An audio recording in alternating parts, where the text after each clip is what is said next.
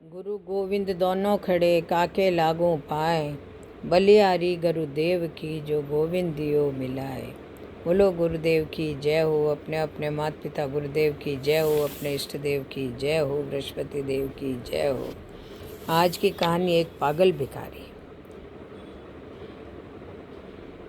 जब बूढ़ापे में अकेला ही रहना है तो औलाद क्यों पैदा करें, उन्हें क्या काबिल बनाएं जो हमें बुढ़ापे में दर दर की ठोकरें खाने के लिए छोड़ दें। क्यों दुनिया मरती है औलाद के लिए, ज़रा सोचिए इस विषय पर। मराठी भाषा में हिंदी ट्रांसलेशन की गई यह सच्ची कथा है। जीवन के प्रति एक नया दृष्टिकोण आपको प्राप्त होगा। आप इसे अवश्य सुनें। हमेशा की तरह एक डॉक्टर आज भी परिसर के बाहर बैठे भिखारियों की मुफ्त स्वास्थ्य जांच में व्यस्त था। स्वास्थ्य जांच और फिर मुफ्त मिलने वाली दवाओं के लिए सभी भीड़ लगाए कतार में खड़े थे। अनायास सहज ही उस डॉक्टर का ध्यान एक बुजुर्ग की तरफ गया जो करीबी एक पत्थर पर बैठे हुए थे। सीधी नाक, घुंघराले बाल, निस्तेज आँखें, जिस्म पर सादे लेकिन साफ सुथरे कपड़े। कुछ देर तक उन्हें देखने के बाद उसे यकीन हो गया कि वो भिखारी नहीं है। उनका दायां पैर टखने के पास से कटा हुआ था और करीब ही उनकी वैसाखी रखी थी। फिर उन्होंने देखा कि आते जाते लोग उन्हें भी कुछ दे रहे थे, वे लेकर रख लेते थे। डॉक्टर ने सोचा कि मेरा ही अंदाज गलत था, वो बुजुर्ग भिखारी ही है। उत्सुकतावश वो उनकी ओर बढ़ा तो कुछ लोगों ने उसे आवाज़ लगाई, उसके करीब ना जाएं डॉक्टर साहब, वो बुढ़ा तो पागल है। लेकिन मैं उन आवाज़ों को नज़रअंदाज करता उनके पास पहुंच गया। सोचा कि जैसे दूसरे के सामने वे अपना हाथ फैला रहे थे वैसे ही मेरे सामने भी हाथ फैलाएंगे, लेकिन मेरा अंदाज फिर चूक गया। उन्होंने मेरे सामने हाथ नहीं फैलाया। मैं उनसे, डॉक्टर बोलता है, मैं उनसे बोला, बाबा आपको भी कोई शारीरिक परेशानी है क्या?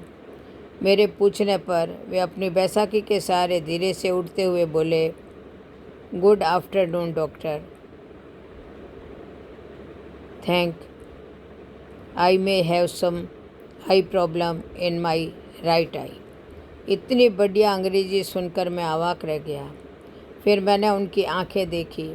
पका हुआ मोतियाबिंद था उनकी आंखों में। मैंने कहा, मोतियाबिंद है बाबा, ऑपरेशन करना होगा। बुजुर्ग बोले, on contract? I had contract operation in 214 for my left I in Ruby hospital. तो डॉक्टर ने पूछा, बाबा आप यहाँ क्या कर रहे हैं? तो बुजुर्ग बोला, मैं तो यहाँ रोज़ ही 2 घंटे भीख मांगता हूँ सर। डॉक्टर बोला, ठीक है, लेकिन क्यों बाबा, मुझे तो लगता है बहुत पढ़े लिखे हैं। बुजुर्ग हंसे और हंसते हुए ही बोले, पढ़े लिखे? मैंने कहा, आप मेरा मजाक उड़ा रहे हैं बाबा। बाबा, ओहो no doctor, why would, sorry if I hurt you. मैं हर्ट की बात नहीं है बाबा, लेकिन मेरी कुछ समझ में नहीं आ रहा है। तो बुजुर्ग बोला, समझ कर भी क्या करोगे डॉक्टर? अच्छा ओके, चलो हम उधर बैठते हैं, वरना लोग तुम्हें भी पागल ही कहेंगे। और फिर बुजुर्ग हंसने लगे। करीब ही एक वीरान टपरी थी, हम दोनों वहीं जाकर बैठ गए।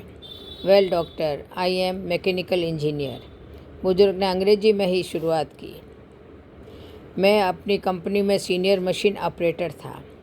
एक नए ऑपरेटर को सिखाते हुए मेरा पैर मशीन में फंस गया था और ये वैसाखी हाथ में आ गई। कंपनी ने इलाज का सारा खर्चा किया और बाद में कुछ रकम और सौंपी और घर पर बैठा दिया, क्योंकि लंगड़े बैल को कौन काम पर रखता है सर। फिर मैंने उस पैसे से अपना ही एक छोटा सा वर्कशॉप डाला। अच्छा घर लिया, बेटा भी मैकेनिकल इंजीनियर है। वर्कशॉप को आगे बढ़ाकर उसने एक छोटी सी कंपनी और डाली। मैं चकराया, बोला, बाबा तो फिर आप यहाँ इस हालत में कैसे हैं? बुजुर्ग ने बोला, मैं किस्मत का शिकार हूँ। बेटे ने अपना बिजनेस बढ़ाने के लिए कंपनी और घर दोनों को बेच दिए। बेटे की तरक्की के लिए मैंने भी कुछ नहीं कहा। सब कुछ बेच बाच कर वो अपनी पत्नी और बच्चों के साथ जापान चला गया और हम जापानी गुड़िया यहाँ रह गए। ऐसा कहकर बाबा हंसने लगे। हंसना भी इतना करुण हो सकता है, ये मैंने पहली बार अनुभव किया। फिर बोला, लेकिन बाबा आपके पास तो इतना हुनर है कि जहाँ लात मारें वहाँ पानी निकाल दें। अपने कटे हुए पैर की ताकते बुजुर्ग बोला, लात कहाँ और कैसे मारूं, बताओ मुझे। बाबा की बात सुनकर मैं खुद भी शर्मिंदा हो गया। मुझे खुद बहुत बुरा लगा। प्रत्यक्ष में मैं बोला, बाबा, आज भी आपको कोई भी नौकरी दे देता, क्योंकि अपने क्षेत्र में आपको इतने सालों का अनुभव जो है। बुजुर्ग बोला, यस डॉक्टर, और इसी वजह से मैं वर्कशॉप में काम करता हूँ। 8,000 रुपये तनख्वाह मिलती है मुझे। मेरी तो कुछ समझ में नहीं आ रहा था। मैं बोला, तो फिर आप यहाँ कैसे? बुजुर्ग बोला, डॉक्टर बेटे के जाने के बाद मैंने एक चाल में एक टीन की छत वाला घर किराए पर लिया। वहाँ मैं और मेरी पत्नी रहते हैं। उसे पैरालिसिस है, उठ बैठ भी नहीं सकती। मैं 10 से 5 नौकरी करता हूँ, शाम 5 से 7 इधर भीख मांगता हूँ और फिर घर जाकर तीनों के लिए खाना बनाता हूँ।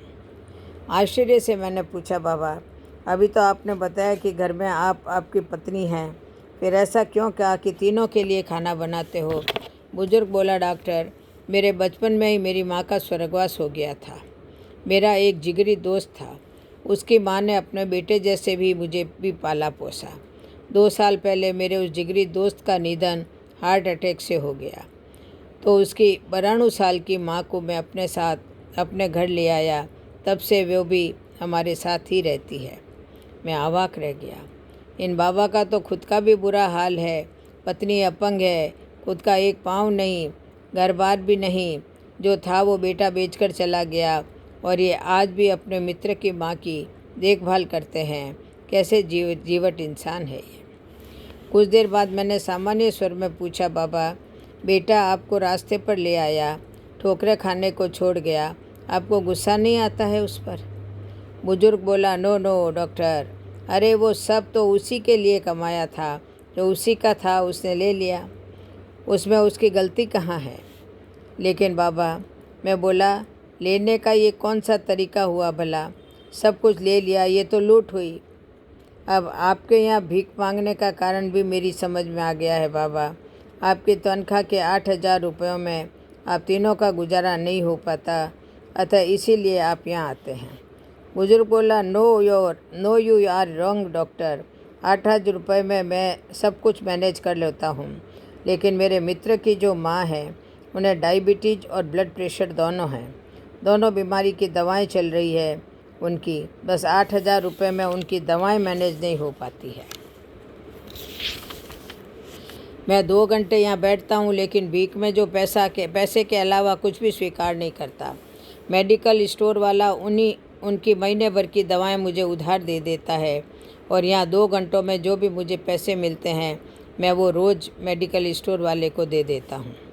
मैंने अपलक उन्हें देखा और सोचा, इन बाबा का खुद का बेटा इन्हें छोड़कर चला गया है और ये खुद किसी को और की माँ की देखभाल कर रहे हैं। मैंने बहुत कोशिश की, लेकिन खुद की आंखें भर आने से नहीं रोक पाया। भरे गले से मैंने फिर कहा, बाबा किसी दूसरे की माँ के लिए आप यहाँ रोज़ भीख मांगने आते हो? बुजुर्ग बोला, दूसरे की? अरे मेरे बचपन में उन्होंने बहुत कुछ किया मेरे लिए, अब मेरी बारी है। मैंने उन दोनों से कह रखा है कि 5 से 7 मुझे एक काम और मिला है। मैं मुस्कुराया और बोला, और अगर उन्हें पता लग गया कि 5 से 7 आप यहाँ भीख मांगते हैं तो? बुजुर्ग, अरे कैसे पता चलेगा, दोनों तो बिस्तर पर है। मेरी हेल्प के बिना वे करवट भी नहीं बदल पाती, यहाँ कहाँ पता करने आएगी।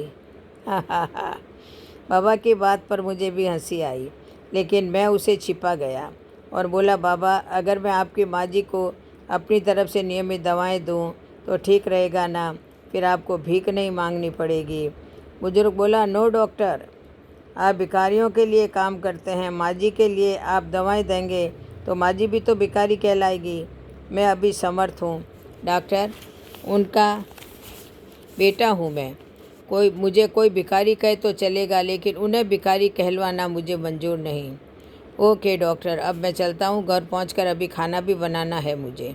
मैंने निवेदन स्वरूप बाबा का हाथ अपने हाथ में ले लिया और बोला, बाबा भिखारियों का डॉक्टर समझकर नहीं, बल्कि अपना बेटा समझकर मेरी दादी के लिए दवाएं स्वीकार कर लीजिए।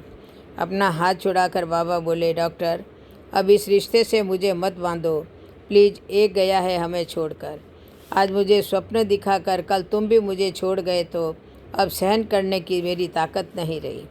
ऐसा कहकर बाबा ने अपनी बैसाखी संभाली और जाने लगे और जाते हुए अपना एक हाथ मेरे सिर पर रखा और भरभराई ममतामयी आवाज़ में बोले, अपना ध्यान रखना मेरे बच्चे। शब्दों से तो उन्होंने मेरे द्वारा पेश किए गए रिश्ते को ठुकरा दिया था, लेकिन मेरे सिर पर रखे उनके हाथ के गर्म स्पर्श ने मुझे बताया कि मन से उन्होंने इस रिश्ते को स्वीकारा है। उस पागल कहे जाने वाले मनुष्य के पीठ फेरते ही मेरे हाथ अपने आप प्रणाम की मुद्रा में उनके लिए जुड़ गए। हमसे भी अधिक दुखी, अधिक विपरीत परिस्थितियों में जीने वाले ऐसे भी लोग हैं। हो सकता है इन्हें देख हम हमारे दुख कम प्रतीत हो और दुनिया को देखने का हमारा नज़रिया बदले। हमेशा अच्छा सोचें, हालात का सामना करें।